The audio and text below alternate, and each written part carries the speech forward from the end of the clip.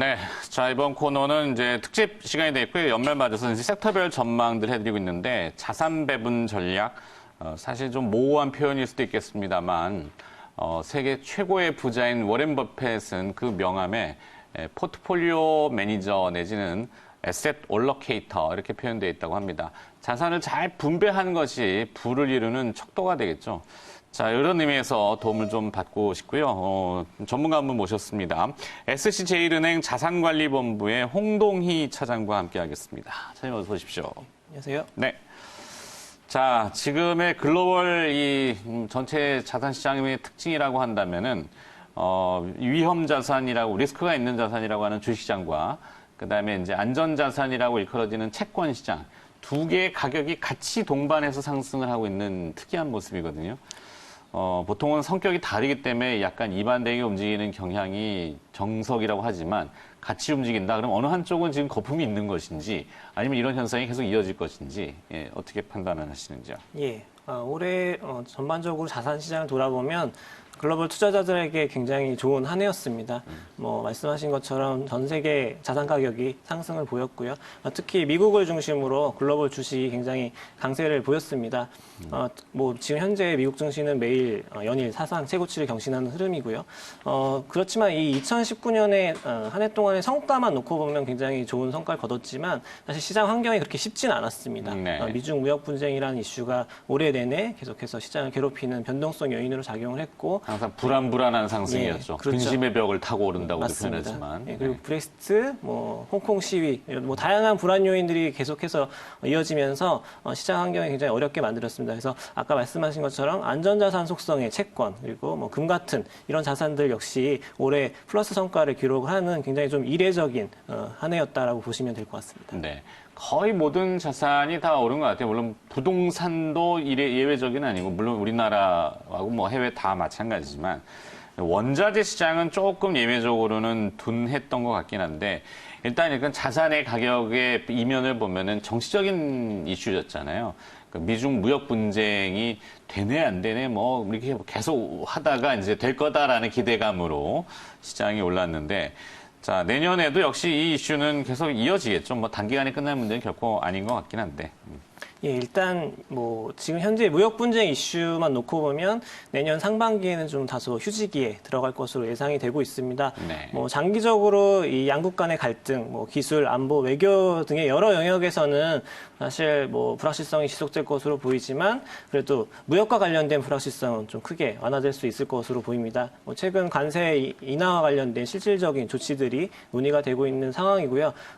내년 1월에 양국이 공식 서명에 나선다라고 가정을 하면 이런 글로벌 경기 전망을 개선시키는 요인으로 작용할 수 있다라고 보고 있습니다. 그리고 또 특히 이런 무역 분쟁 완화는 글로벌 교역 환경에 있어서 굉장히 긍정적인 요인이기 때문에 그동안 그 교역량 감소로 인해서 굉장히 좀 피해가 컸던 지역들, 유로존, 아시아 같은 지역들 같은 경우는 그 수혜가 좀 기대되고 있습니다. 네. 자, 언뜻 보면은 약간 착각에 빠지게끔 하는 아주 교묘한 기술적인 요인인 것 같기도 하고, 이런 거잖아요. 이제 어떤 할인 행사를 하는데 사실 할인을 해주는 것처럼 보이지만, 원래 가격이 어느 정도였는지 이런 착각에 빠질 정도로 미중 무역 협상도 글쎄 해결은 잘 되면야 좋겠지만 과연 어떤 것인지 요즘 착각에 빠질 때가 있어요, 조금. 근데 이런 시장 착각을 일으키는 또 하나의 요인이 저금리 아니겠습니까? 예. 각국의 이제 센트럴 뱅크, 특히 이제 페드라고 하는 미국의 연준이 주도를 하고 있는데 통화적인 완화 정책, 이 무한정 계속 완화를 한다? 이것도 이론적으로는 불가능할 것 같긴 한데 언제까지 착각 속에 지금 계속 들어갈까요? 예, 일단 올해 사실 통화 정책이 굉장히 큰 역할을 했습니다. 올해 연준이 7월 이후에 세 차례 보험성 금리 인하를 단행을 했고요. 네. 그런 부분들이 경기에 굉장히 불확실성을 막아주는 데 큰 역할을 했다라고 보고 있고, 그리고 이번 12월 FOMC를 통해서도 모든 만장일치로 금리를 동결하고 점도표를 통해서 내년도 역시 금리 동결을 하겠다라는 점을 시사를 했습니다. 그리고 기자회견에서 파월 의장은 지금 현재 금리 인상을 위해서는 상당히 큰 큰 폭의 인플레이션 급등이 선행되어야 된다라는 어떤 전제 조건을 강조를 했습니다. 그래서 내년도 그 통화정책 방향성을 가늠하는 데 있어서 물가 전망이 굉장히 중요한 역할을 할 것으로 보이는데요. 일단 내년 그 글로벌 경기 자체는 안정화될 것으로 예상을 하고 있지만 뭐 잠재적인 불확실성 요인들이 남아 있고 또 구조적으로 지금 현재는 저물가 기조가 이어지고 있기 때문에 인플레이션 압력은 낮게 유지될 것으로 보고 있습니다. 따라서 이 낮은 물가 압력이 주요국의 통화 완화를 계속해서 유지시키는 그런 근거로 작용할 수 있을 것으로 보입니다. 그 밖에 연준 외에도 사실 다른 중앙은행들 역시 굉장히 중요한 역할을 하고 있는데요. ECB에 새롭게 총재로 취임한 라가르드 역시 시장 상황에 맞춰서 유연하게 대응을 하겠다라는 점을 좀 강조해 놓고 있기 때문에 시장에 안도감을 제공을 하고 있습니다. 그래서 선진국을 중심으로 이런 완화적인 통화 정책들이 이 금융시장에는 굉장히 좀 긍정적으로 작용할 수 있을 것으로 기대가 되고 있습니다. 네. 자, 선진국의 완화적인 통화 정책, 이것까지는 어느 정도 이해가 되는데, 자, 이 통화 정책 하나만으로는 불완전하다 그래서 재정 정책 카드 이슈들이 많이 부각이 돼요. 근데 미국이나 일본 같은 경우 보면 GDP 대비 이제 부채 비율이 상당히 높은 편이거든요. 특히 저희도 이제 아침에 잠깐 다뤘지만 일본 같은 경우는 국가 부채가 238%인가 저는 좀 수치적으로 봤는데 국가 쓸 돈이 과연 있을까? 이런 생각이 들거든요. 우리나라는 좀 재정으로 여유가 있다고 하는데 예. 이 재정 정책에 대해서는 어떻게 보세요? 예, 통화 정책과 함께 지금 현재 재정에 대한 논의들도 많이 이루어지고 있습니다. 근데 말씀하신 것처럼 일부 국가에서는 사실 뭐 재정에 대한 여력이 크다라고는 볼 수 없을 것 같고요. 뭐 통화 정책 역시 마찬가지입니다. 유로존, 일본 같은 경우는 이미 기준금리를 마이너스 수준까지 낮춰놨기 때문에 추가적으로 어떤 통화 정책에서 뭔가를 보여줄 수 있는 여력은 좀 많이 제한적인 부분이 있습니다. 그래서 내년도에 이런 재정에 대해서 좀 더 통화 정책과 함께 논의가 활발해진다라고 하면 글로벌 경기 개선에 분명 개선시킬 수 있는 부분으로 작용할 수 있다라고 보고 있고요. 그렇지만 뭐 미국 같은 경우는 지금 현재 재정 적자를 겪고 있고 또 유로존도 법률적인 제약상에 의해서 좀 뭐 걸려 있는 부분들이 있습니다. 그래서 뭐 아시아 쪽에서 중국이나 한국 같은 경우는 좀 더 재정 확장에 대한 그런 기대가 있는 상황이기 때문에 재정 부양책이 글로벌 전반적으로 시장 예상을 좀 상회하는 수준으로 제시될지 여부에 대해서는 좀 더 지켜볼 부분은 남아 있습니다. 네. 자, 결국에는 뭐 맥락을 보면은 이 중국발 인플레이션, 중국이 뭔가 좀 많이 사주기를 또 모든 나라들이 기대를 하고 그 옆에 붙어 있는 또 우리나라도 뭐 이런 거 아닌가 싶긴 해요. 그래서 좋습니다. 하여튼 그렇다 치고 하지만 많은 지표들이 현재로서는 약간 경고음도 나타내고 있어요. 중국의 일부 뭐 저기 기업들의 부도라든지 아니면은 또 미국발 기업 부채 얘기도 있고 빚으로 위에 쌓아놓은 거 아니겠어요? 이런 리스크 요인들에 대해서는 어떻게 좀 잘 봉합이 될까요? 예, 뭐 말씀하신 이런 부채 이슈들 당연히 계속 주목해야 되는 뭐 불확실성 요인으로 보고 있고요. 그렇지만 저금리 환경이 그런 부분에 대해서 일부 상쇄시키는 부분으로 계속 유지가 될 것으로 보고 있습니다. 그리고 지금 현재는 사실 미국 자체가 계속 경기 확장 국면, 지금 사상 최장기간 유지가 되고 있는 상황이기 때문에 언젠가는 이 사이클이 변곡점을 맞이할 수 있지 않겠냐라는 그런 부담감이 항상 좀 남아있는 상황이다라고 보시면 될 것 같고 또 올해는 사실 글로벌 전반적으로 이 무역 분쟁 이슈를 비롯해서 지정학적인 이슈들이 굉장히 좀 시장에 관심을 샀다라고 하면 이 내년도 초점은 좀 미국 내에 있는 정치 이슈로 좀 이동할 것으로 보이고 있습니다. 뭐 실제 최근에 대선과 관련해서 뭐 민주당의 대선 후보 경선에도 많은 관심이 쏠리고 있는 상황이고요. 또 내년 후반부로 갈수록 이런 대선 이슈는 계속해서 불확실성으로 작용할 수 있는 가능성은 좀 더 염두를 해주셔야 될 것 같습니다. 네. 자, 그렇다면 현재 상황이 이 거품인지 모래 위에 서 있는 사상 누각인지 아니면은 탄탄한 기반 위에 서 있는지 판단하기 굉장히 어렵습니다. 만약에 거품이 있다면 일정 부분 거쳐야 되고 꺼질 우려가 있기 때문에 그런데요.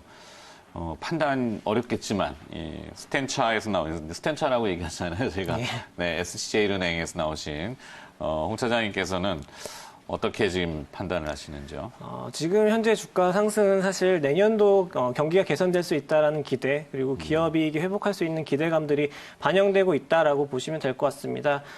뭐 지금 현재 기대감의 선반영 이렇게 봐야 되나요? 예, 그렇습니다. 그래서 지금 현재 이제 글로벌 환경이 뭐 말씀하신 어떤 선순환을 이루고 있냐라는 관점에서 봤을 때는 조금 부족한 부분은 많이 있습니다. 뭐 아까 말씀드린 여러 가지 불확실성 요인들, 저성장, 구조적으로 저성장을 막는 이런 성장을 막는 요인들이 있기 있기 때문에 지금 선순환에 의한 강한 회복세까지는 좀 기대하기는 어렵다라고 보고 있습니다. 그렇지만 이제 무역 분쟁 그리고 브렉시트 같은 굵직굵직한 이벤트들이 지금 완화되고 있는 구간이기 때문에 경기가 소순환 성격으로 이런 회복을 기대할 수 있을 것으로 보이고요. 최근에 뭐 글로벌 경기 선행지수라든지 제조업 PMI 등 여러 가지 선행지표들이 반등을 보이고 있습니다.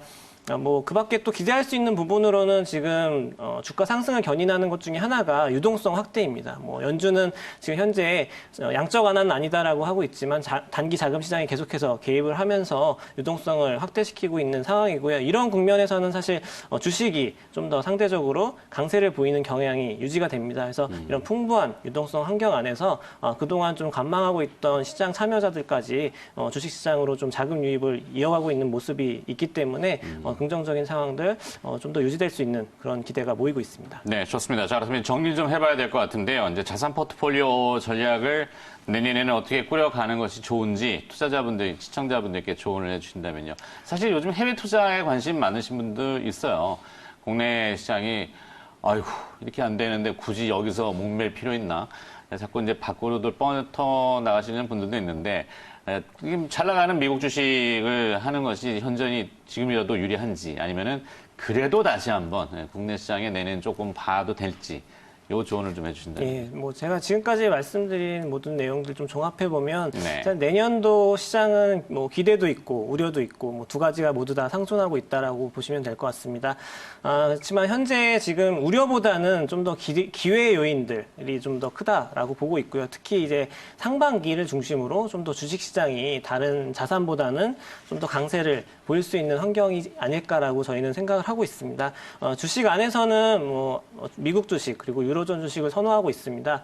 미국 주식은 여전히 뭐 이익 가시성 측면에서 좀 더 긍정적인 부분이 있고요. 유로존은 굉장히 좀 밸류에이션 매력이 좀 더 높다라고 보고 있습니다.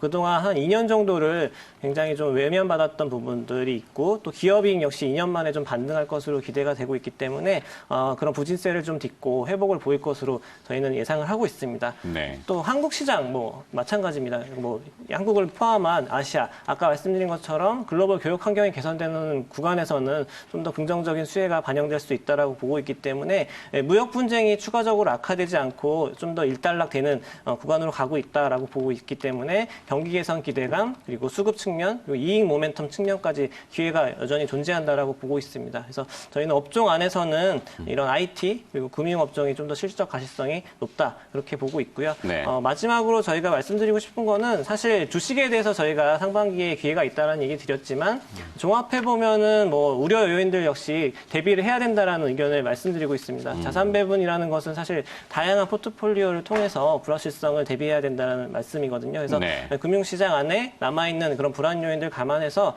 포트폴리오 안에 채권 그리고 달러 자산 같은 이런 변동성을 방어할 수 있는 자산에 대해서 일부 확보하는 것도 굉장히 중요하다라고 보고 있습니다. 그래서 갑작스럽게 시장 환경이 또 정치 이슈로 인해서 변동하는 상황이기 때문에 여러 상황에 대응할 수 있는 그런 포트폴리오 꾸려가시는 게 굉장히 중요하다는 말씀 강조드리겠습니다. 네. 알겠습니다. 자, 오늘 포트폴리오 전략 이야기 나눠봤고요. SC제일은행 자산관리본부의 홍동희 차장이었습니다. 고맙습니다. 감사합니다.